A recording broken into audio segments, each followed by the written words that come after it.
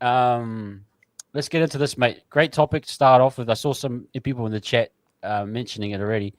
Gannon signs for 3 years. I talked a little bit about it last night. I saw potential. There were some people in the chat also that were against it. It's blocking the ways of your Labans. Who moves on to accommodate for this guy. Ash, you've had some time to think about this kid. Yep. What have you assessed of him, and what are the highs? What are maybe the lows, and where do you think he'll kind of sit in terms of in Webby's system and where what we should expect from him? Yeah, very excited to see him come over. Obviously, very young, very highly touted. Versatile is probably the best word I'll use for him. He's a big body, moves very well, but he can play a multitude of different positions. Like I'm pretty sure I've seen Leeds chuck him in that 6 jersey for a little period as well. So he's got really Wow. good ball playing with him, but runs a beautiful line on the edge. I've seen majority of his best work from me playing on that left edge, and then he can play in that 13 in the middle. So he can definitely fill in so many different roles. I think that at the moment, like coming over, he'll probably see cup time first of all before getting into the first grade squad. Very similar to what we've done with a lot of our signings that have come over that we're really excited for.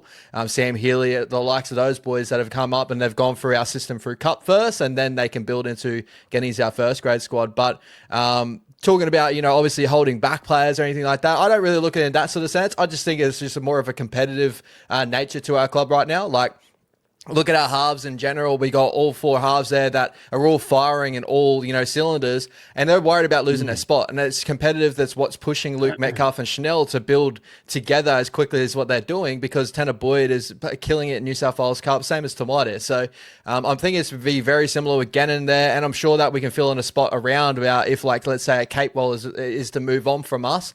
Laban maybe gets a starting spot at that point there with Lekka if they want to continue Murata in the starting in the front row. And this kid will probably find himself on the bench to be a Mr. Fix-It type player that's very similar to a Capewell, but a ton younger, right? So that's kind Yeah. of how I envision him. Like, he's a bigger body than Capewell, but he's very similar to Capewell in my opinion. Can play centre, can play 6, can play many different positions, can fill in. And I think bench is probably his best spot at the moment with our club if Laban steps up. But I'm not too worried about him holding back any of our boys, because I think it's good competitiveness. And I think, all our boys, if they just continue to uptrend, they should hold him out of a starting role in general anyway, right? That's what we want out of our club. We don't want to Yeah. just give out jerseys. We want people to fight for them.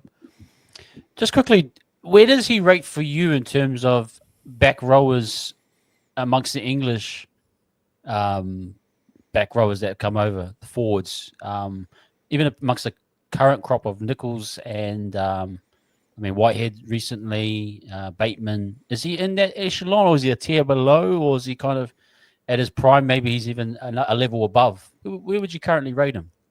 I think he's still very young. Like, he's still trying to establish himself in rugby league over there, right? But from all I've heard, he's very highly touted, and from all I've seen, he's shown up some really good performances. So, consistently can get for like that 90 to 100 meters per game, or at 80, 90, 100 meters per game. If we're looking at like comparisons of like players, I think, like, the Elliot Whitehead's, what he did over a long period of time probably pushed him ahead of, like, a lot of those players like a John Bateman, stuff like that. Matty Nicholson's very similar in a way. I think Matty probably had a little bit from memory. I think Matty obviously got given a couple of jerseys in the English squad and all that. I still think Gannon's not up to that standard just yet, but Yep. he could develop into a Matty Nicholson type, right? I'll probably have him, like, by the end of it, maybe upper echelon past John Bateman, stuff like that. You got your Luke Wow. Thompsons that came over here and tried their Yep. craft in the doggies, and then end up finding his way back home. Who, I think that a lot of English forwards that come over, they probably have a higher success rate than, let's say, outside backs and stuff like that. So that's why I Yep. think that he's definitely a guy we're going to be keeping around for a little while. If he feels like he's settled at home, and he wants to continue to play out with the New Zealand Warriors. So I think it's not as risky as what a lot of fans are probably looking at for me. And I think there's a lot more upside than, again, what fans are probably looking at as well. Yeah. Hash Williams. Yeah, we never really know the full details of a contract. What I No. did hear him say that he wasn't coming over for money. Whether that's to soften the blow on the Leeds fans, who knows? Yeah. He is here to try and explore, his talent. I personally think he's a very high potential. He's got a good motor on him. I'm not sure how he's doing after his. I don't know if he had ACLs or whatever, but if he gets a good, I like pretty much as soon as their season's done, I'd send them straight over here, settle them in, get training under Webby. Agar, you probably worked with them. But I know Webby coached his dad. I think that's the connection there. From what I read in the article, it was the old man. So maybe that's why we've gotten the first dibs on that, knowing Webby and that connection there, that his son will be similar to a Jet Cleary, that the son's going to go away and be taken care of. That's how I kind of. But I think he can be very effective under Webby's system, very effective. The only worry that was there, right, was the concussion issues. So from what I heard, I'd never heard of any other big issue that he actually had other than the concussion. And I think from what I've heard also is Leeds actually held him back. So he was out for concussion for about a year and a half. But from what I heard, they played the safe route of holding him back before he came back to his Super League. So again, I wouldn't be worried about any of those things. I do think that people probably read into a little bit more of the injury history of certain players coming to the club. Like when we signed Jai Lanane from the Newcastle Knights, the young halfback who's got a ton of potential, and Aussie systems would tell you, people that are in proper Aussie systems would tell you the same thing. The kid has got a really high ceiling. The double ACLs don't help, right? But with modern medicine and how we're moving on with ACLs and stuff like that, the players like that, when they come in, and we've seen people go through Achilles injuries and make their way back and play pretty good football. So I wouldn't be worried about those sort of things too much on this end of it. If he's fit, ready to go, I'm sure that he'll definitely be around our boys and will be a really good addition to the squad. So I haven't seen anything from Leeds where I was looking at going, I don't really like that about him just yet. I just also kind of look at it as Super League's defensive systems aren't as top tier as the NRL systems. They're very similar to a New South Wales Cup system. So, and he kills it over there. So just have to wait and see how he deals with the NRL defensive systems overall.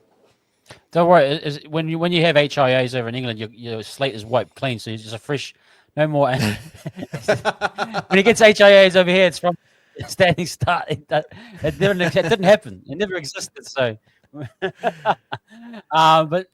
Yeah, good shout out to our moderator, Tahi. Great to see you, brother, and hope you've been well.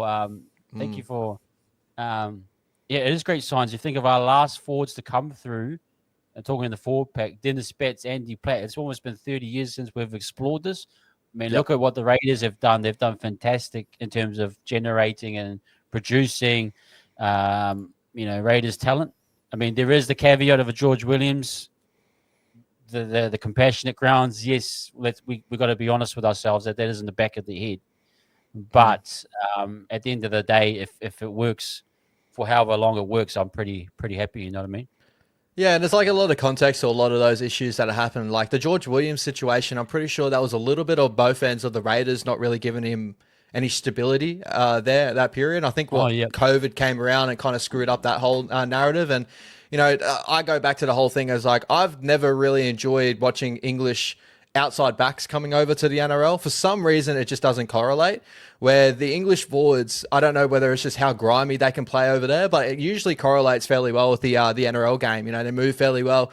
And everything I see Gannon, it looks like he will suit the Aussie game. And his dad obviously grew up in Australia. He's obviously got really knowledge of Aussie footy and coming through the system too. So he played for Balmain back in the day. So definitely keep an eye out. And also, lastly, having Agar at the club, he's been around. He's seen those boys over there. And also, Webby's brother, I'm pretty sure is still coaching over in England. So they've got really good knowledge of those players over there too. So I'm sure they got the ear to the ground and they've checked out all the risk and said, nah, we're going to go for him. I think it's going to be okay. And I'm sure that will give him a real nice, sturdy home base for him to feel comfortable over here. Yeah, this is good from SMH. It's actually, Egan has tightened up. I think there's some, technical things that he's tidied up. It can be fixed.